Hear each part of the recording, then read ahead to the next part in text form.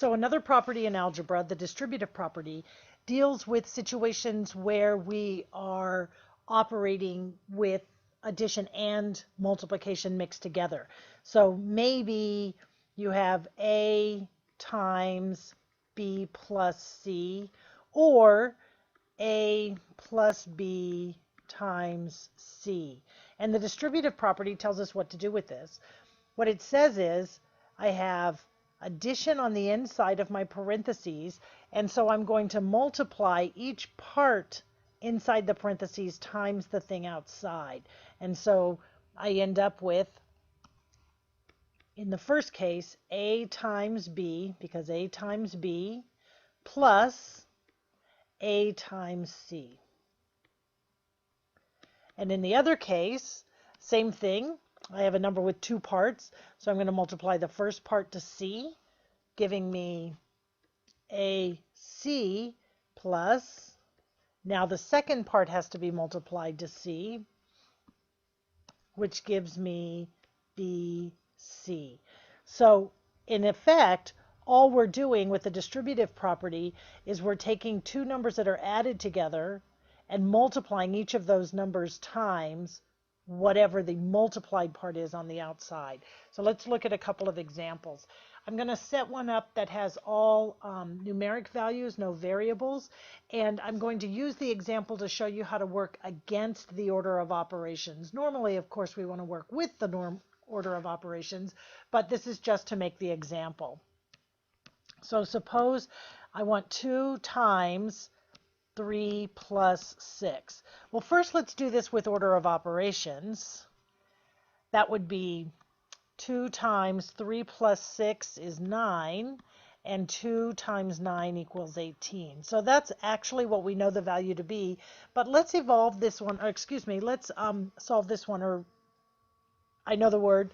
Let's evaluate this one using the distributive property. So I'm not going to follow order of operations. I'm going to keep these apart so I can show you the property. And that's the only reason is so I can show you the property. In the real world, I would want to use order of operations and do exactly what I've shown you. So 2 times 3 equals 6, plus 2 times 6 equals 12, and 6 plus 12 equals 18. You can see I got the same answer in both directions. That just serves to prove that the distributive property actually works. The place where the distributive property is used, though, in real world, because as I said, I would never use the distributive property in a situation like this, except for very few instances in the real world. But I would use order of operations. I'd combine inside the parentheses first and then do my multiplication. But whenever you're dealing with variables, for example, 9 times 10 minus k, there's nothing I can do inside. I can't simplify inside. And so the power of the distributive property is to multiply 9 times 10 and then 9 times k. And this is a negative sign. So that means I have a positive 9 times a positive 10 equals 90. So it's just straight multiplication. And then positive 9 times negative k is a negative 9k. And so that's the multiplication of 9 times this part inside of the parenthesis. Let's do another example. Distributive property is best shown by just showing you a bunch of examples. Y plus 12 times, this time, negative 3. So here's what I have. I have multiplication. So this is the same as we're used to looking at numbers like 2 times 3 can be written as 2 times 3, or it can be written as 2 times 3. And in this case, I'm looking at this situation. I've got this is all locked together by the parentheses, this first part, and it's being multiplied to this second part. So using the distributive property, that means I want to multiply y times negative 3, and that's negative 3y. And then I want to multiply 12 times negative 3. And 12 times negative 3, well, a negative times a positive is a negative, and 12 times 3 is 36. So I have negative 3y equals negative 36 using the distributive property. Another example, negative 8 times 4z plus 6. So I have negative 8 times 4, negative 8 times 4z. Negative 8 times 4, negative times a positive is a negative. 8 times 4, 32z. So remember, negative 8, let me break this down just a little bit. Negative 8 times 4z is the same thing using the associative property as negative 8 times 4 times z. So negative 8 times 4, negative 32 times z. So that I got negative 32z. And now I have to multiply negative 8 times the second part. Again, negative 8 times positive 6, a negative and a positive is a negative. 8 times 6 is 48. So let's use the distributive property to find a variable expression for a real-world problem. So say I have a right triangle, and the base is 10, and side leg length is 3 plus a, and I want to find an expression for the area of this triangle. Well, we know that area of a triangle is 1/2 base times height, and so the height of this triangle is as high as this leg, so this would be h, which is 3 plus a, and the base, the bottom of the triangle, b, equals 10. So if I plug in my values, I get 1/2 times base 10 times h, 3 plus a. Okay, so what do we have here? Well, that's the area equals. So we have something times something times something that includes a plus sign. So I know at some point I'm going to end up using the distributive property because I have multiplications and something with a plus sign in it. But first, let's use order of operations and combine 1/2 and 10. Well, what is 10 times 1/2? That's the same as 10 divided by 2. So that equals 5 times 3 plus a.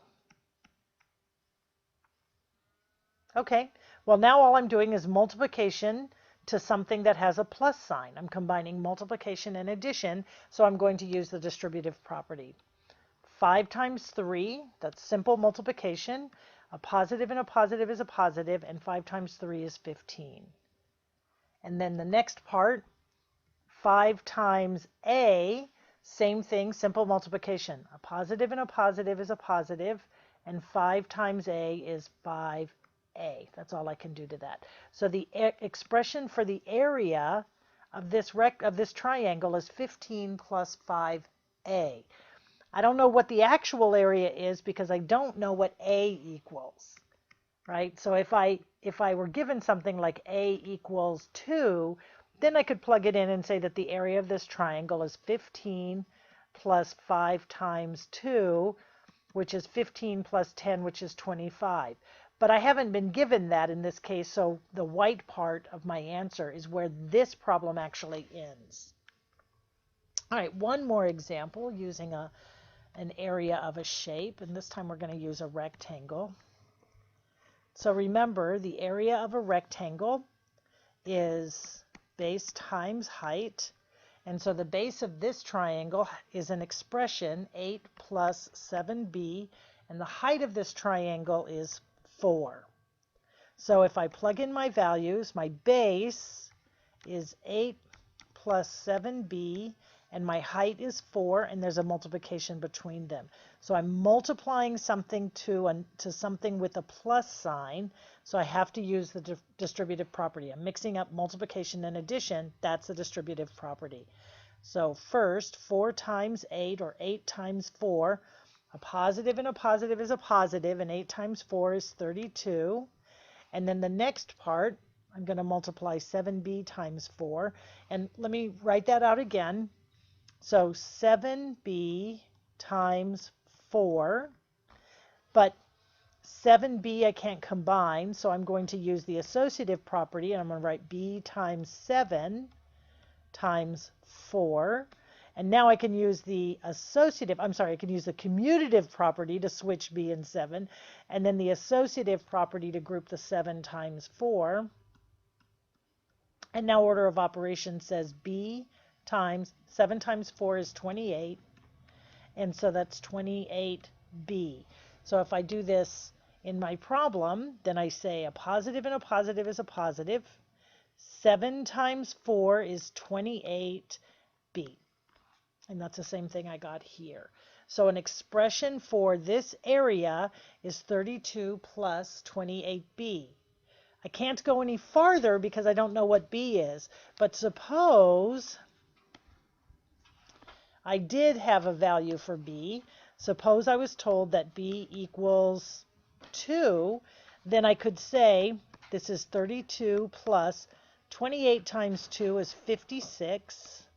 And then if I add those together, I get 88. And I could say that the area equals 88.